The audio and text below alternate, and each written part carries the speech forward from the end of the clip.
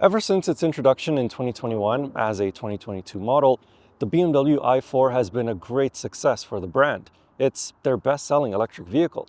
For 2025, it does get a few updates, but has BMW made enough changes to this car to continue its strong sales figures?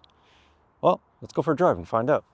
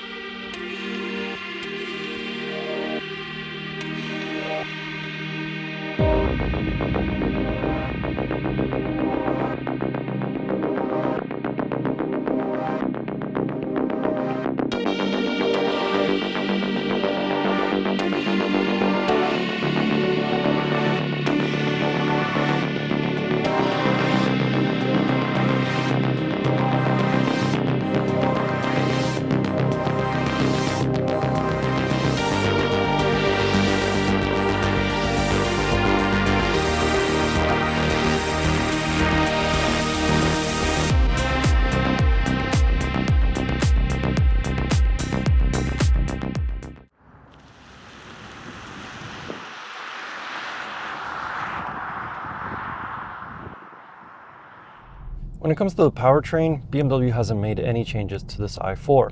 Here in Canada, you can get it as an eDrive35, that's single motor rear wheel drive, an eDrive40, and xDrive40, which is what this one is, or the M50 xDrive. The last time I drove the i4 was in 2022, and at that time there were only two models available, the eDrive40 and the M50 xDrive. So if you wanted an i4 with all-wheel drive, you had to go for the more expensive M50. Thankfully, the following year, I believe, they introduced the xDrive40. So you could have the all-wheel drive system, but with the less expensive 40 version, not the M50.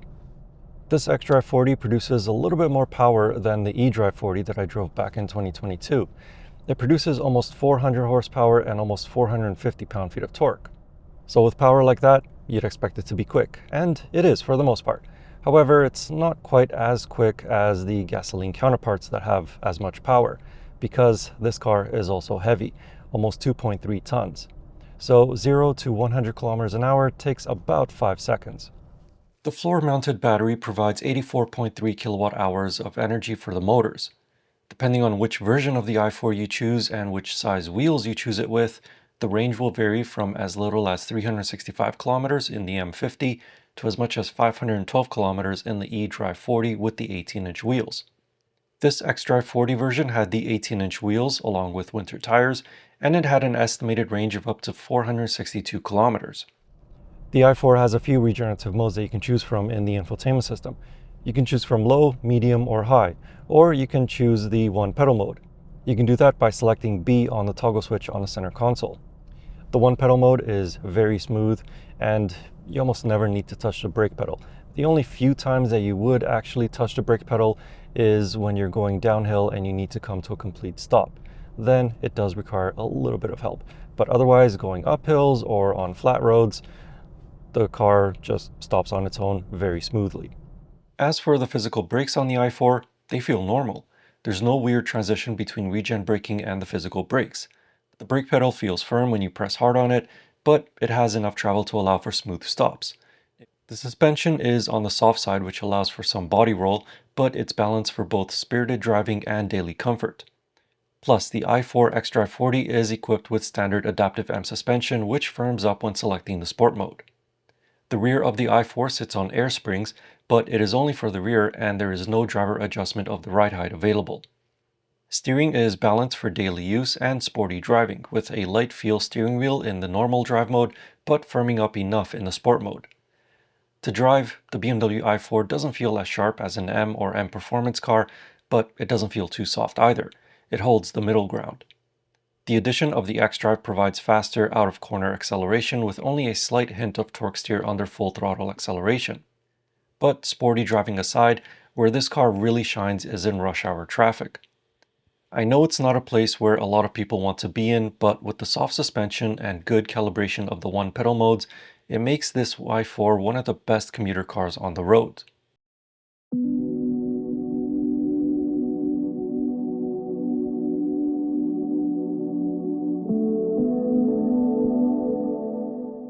When it comes to ride comfort, as I said, this i4 xDrive40 is a great daily commuter.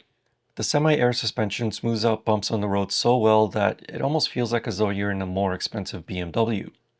As well, because the i4 is an electric car, that means that there's no vibrations from the powertrain. This is even more so evident when you drive on freshly paved asphalt. It feels as though you're on a plane. As for noises, not many intrude into the cabin. A little bit of tire noise is audible on highways, but it is quieter than some other EVs. The i4 also has BMW iconic Sounds Electric. These are sounds that are played through the audio system to mimic a sense of excitement in theater when accelerating in the i4. These sounds are much more noticeable in the sport mode, but they can be completely switched off if you choose to. Inside the updated BMW i4, the changes are very subtle. You still get the dual screen layout with the climate controls being integrated into the infotainment touchscreen, and you still do get a physical volume knob just underneath the air vents. There are of course two cup holders as well as a wireless phone charging pad right underneath the cover. And on the center console, you do still get all of the quick access buttons for the eDrive system. But one change on the center console is that the previous i4 that I drove back in 2022 had a more traditional shifter. This one has a toggle switch for reverse, neutral, and drive. Parking is just a button at the very bottom. Another change is the air vent design that's underneath the infotainment touchscreen. It now projects the ambient lighting system, and it looks pretty cool. And also another change that I was immediately able to tell is the steering wheel. This particular car has the M Sport package, so you get the more updated M Sport steering wheel. But if it didn't have the M Sport package, then the steering wheel would just be a two-spoke design, which looks a little bit odd. And finally, the last change to the interior that I was able to notice is the infotainment system. It is now iOS 8.5. The system displays the native navigation system on the home screen, but you do have a couple of tiles to select from over on the left side. As I said earlier, the climate controls are integrated into this touchscreen, which I am not a fan of. I much prefer physical buttons, but it does follow all the other designs of other BMW vehicles. It doesn't take too long to get yourself familiarized with this system, but if you don't want to use it and just use your smartphone connection, it does allow the use of wireless Apple CarPlay and wireless Android Auto. In terms of space, inside the i4 up here in the front seats, plenty of it for my 6'4" height. I have no issues with legroom. Headroom is a little tight, but it's not so bad. My hair isn't brushing up against the headliner, but keep in mind that this seat is in its lowest position right now. Even so, visibility is pretty good out the front, out the side. Blind zones are not too bad, but visibility out the back is quite tight due to that sloping roof. And that's about it for the front seats of the BMW i4. Now let's go sit in the back and see how much space there is over there. As is to be expected, there isn't a whole lot of space in the back seats of this i4, particularly when I sit behind my tall 6'4" driving position. I have to keep my legs sort of pointed outwards because if I try to keep them in line with my body, it just hurts. Also, I don't really have a whole lot of space for my feet when the seat is at its lowest position, of course, and I can feel my hair brushing up against the headliner. So, not too much space in these back seats. More average size adults, okay, you'll have a little bit more space, but for taller individuals like me, it's not a place that you want to sit in for long periods.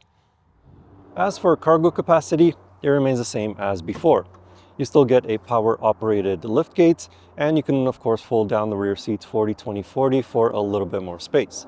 Underneath the trunk floor, you'll find a little bit of space for small items, but you will not find space underneath the hood for small items because you'll just see a big piece of plastic, and if you lift it up, it's just electronics underneath. So BMW hasn't really utilized the space underneath the hood, unlike some other electric vehicles.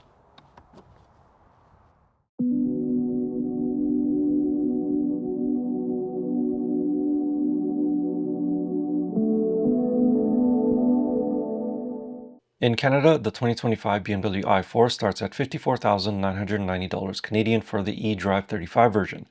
In the United States, unfortunately, the eDrive35 no longer exists. The eDrive40 starts at $63,990 Canadian, with this demo vehicle having an as-tested price of $85,300 Canadian. In base form, the 2025 i4 doesn't have a whole lot of gadgets. What you get is leatherette upholstery, Apple CarPlay and Android Auto connectivity, the curved dual-screen layout for the infotainment system and driver display. It's 14.9 inches on the infotainment system and 12.3 inches on the driver display. Built-in navigation, power liftgate, power sunroof, push-button start, keyless entry, and that's about it. To have some meaningful gadgets on the i4, you have to equip it like this demo vehicle. However, that's almost 16,000 Canadian dollars in options. Some of these features include surround view cameras with parking sensors and reverse assist, Harman Kardon sound system, a head-up display, heated front seats, heated rear seats are optional as are ventilated seats, a heated steering wheel, wireless phone charging pad, built-in dash cam, and 19-inch wheels among many other things.